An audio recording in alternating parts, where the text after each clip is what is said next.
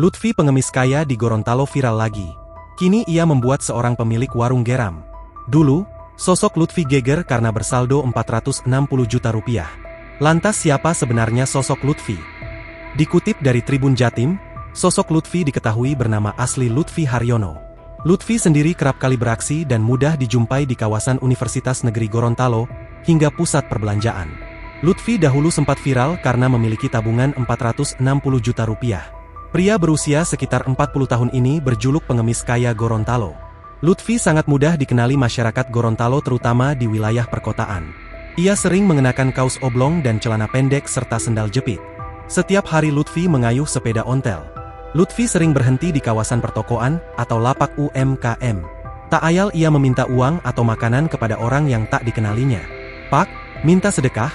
Demikian perkataan khas Lutfi ketika bertemu seseorang di pinggir jalan. Ada yang merasa iba langsung memberikan makanan. Namun tak sedikit orang yang jengkel karena kelakuan Lutfi.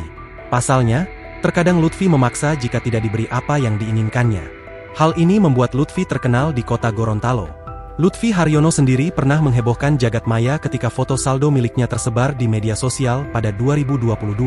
Saldo tabungan sebesar 460 juta rupiah itu tertulis atas nama Lutfi Haryono. Pria berambut ikal itu bahkan sempat memiliki 2 rekening bank Sulut Go dan Mandiri. Sejak itu, Lutfi Haryono mulai dijuluki pengemis kaya. Namun hingga kini belum diketahui apakah tabungannya masih tersimpan atau tidak. Lutfi Haryono diduga juga memiliki kelainan jiwa. Ia bahkan pernah dijemput otoritas kelurahan. Kala itu Lutfi berjanji tidak akan mengemis di jalanan. Satu hal yang pasti, Lutfi masih berkeliaran dan jadi momok bagi pemilik warung atau toko retail. Sebelumnya, Lutfi kembali menjadi perbincangan usai berulah di warung makan, hingga membuat pemilik warung kesal. Lutfi memaksa meminta makan pelanggan. Aksi Lutfi tersebut terekam hingga beredar luas di media sosial Facebook usai dibagikan sang pemilik warung makan.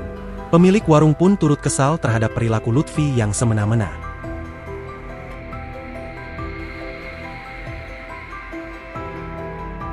Download Tribun X sekarang, menghadirkan lokal menjadi Indonesia.